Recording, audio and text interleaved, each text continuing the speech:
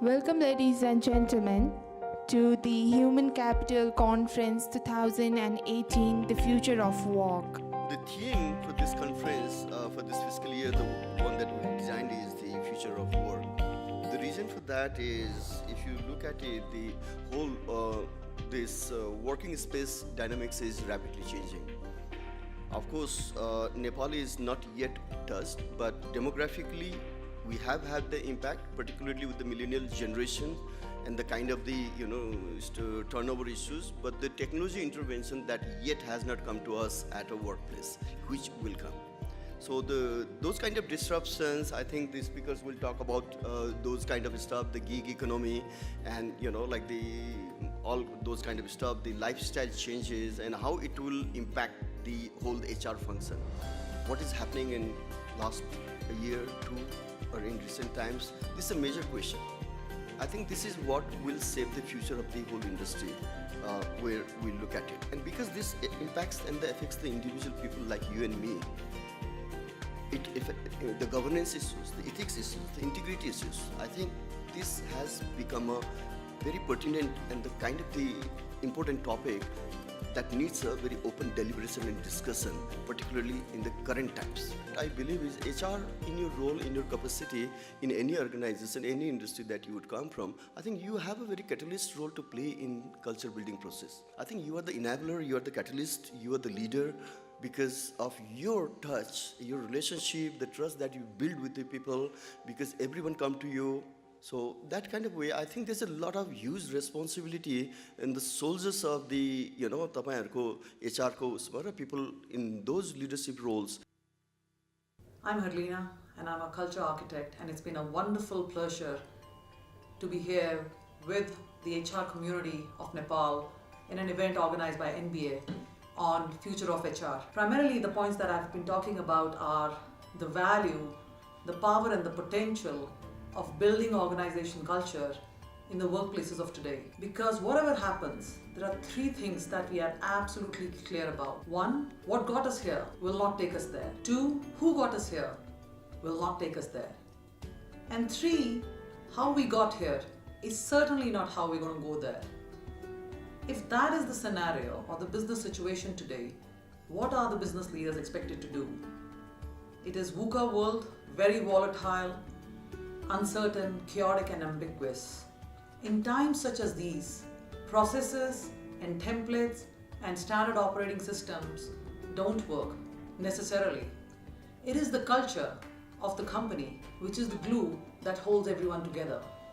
So what values and behaviors should the CEO and the HR and the other leadership team of the bank, the company or the enterprise put together is paramount. It's about values, it's about behaviors, it's about embedding them into company processes, and it's about managing the risk to the culture and making sure that companies are built to last. Coaching, as you know, is really a reflective space, allowing for both coach and client to work on creating self-insight, build commitment, and most importantly, to create transformation. In today's world, where everything is so much a VUCA outside, being able to understand trends and to be able to understand self and act in creating agile organization, agile people, agile strategy, agile ways of working, an agile system is critical. And today for HR, our role is to really work with both people and organization, impact performance and create new ways of working in order to be able to be relevant, contemporary to the new age. My session really is more about to demystify any of the technological mumbo jumbo that the L&D professionals are faced with. Gone are the days when one had to really rely on the IT department to get all the data in terms of how all things work.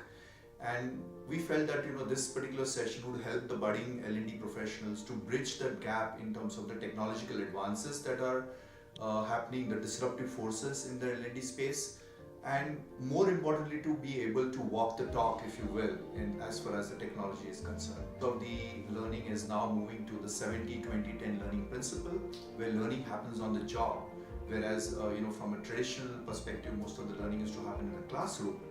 And today we have flipped classrooms where the learning is happening while you're working, while you're talking to a customer, while you're spending time with your colleagues, while you're probably socializing. And so these are the areas where the learning actually happens, and we actually make sure that the learning sticks. We had some deliberation on the during the culture session, on like CEOs now globally being reincarnating themselves, reinventing themselves as a CCO, not a CEO, from Chief Executive Officer to Chief Cultural Officer. So that is the kind of the mindset change or paradigm shift from the CEO's focus on the P&L and the balance sheet to people, to the culture. Right. So where do you think our executives, or you yourself as a CEO of a company, 80%, out of 100% of time, how much percent is your focus on balance sheet and the P&L and the business target versus the people or culture? I think in general terms, I think maybe the organization which is at inception, maybe a certain level of extra time has to be given for in-house issues. Right. But once it stabilizes over a period of time, so parallelly you have to give adequate time to ensure that the organization stands out. So Right. basically, if the organization follows certain culture of positioning itself in terms of differentiation, in terms of values, in terms of culture, in terms of HR, in terms of technology, in terms of digitizations, then the business follows through.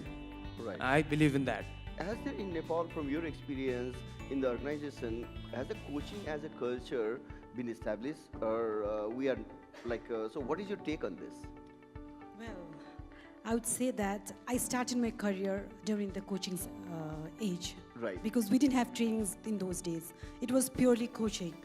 And coaching in the sense that we were not taught to do how things were done. It was not confined in that only. It was confined on the do's and don'ts. It was confined into the building a culture where we could bring out the results. That was the coaching we had in our age. But nowadays, thanks to the 3%, because of that, we are sending our workforce to trainings. What culture did you bring into Mathapusri Bank as a new CEO? Very briefly. Okay, there could be many, but most important is like risk management culture. Banks are vulnerable to the risk, whether it is operation or credit or investment. The future of HR.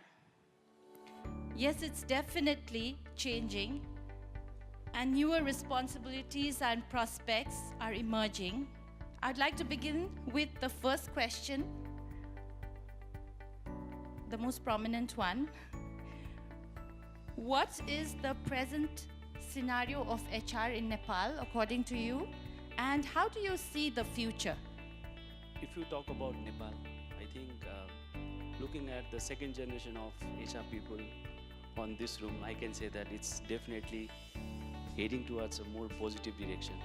We are more HR people now in strategic roles and actually contributing in the business processes of any organizations. So I think it's promising as of now in Nepal. So we'll be talking about what we are heading towards, I think, in some other questions. Yes, definitely. Thank you, Amitji. Yeah, I would add on to what Amit has said. We can see the second generation HR people here. When we joined as an HR personnel, it was still a personal department. In many organizations, still a personal department. But we can see a paradigm shift in the thinking of management and even the people, the staff, about the importance of HR. So I feel we still need to evolve. But yeah, having said that, we have come across and we have crossed the different barriers and reached and realized the importance of HR.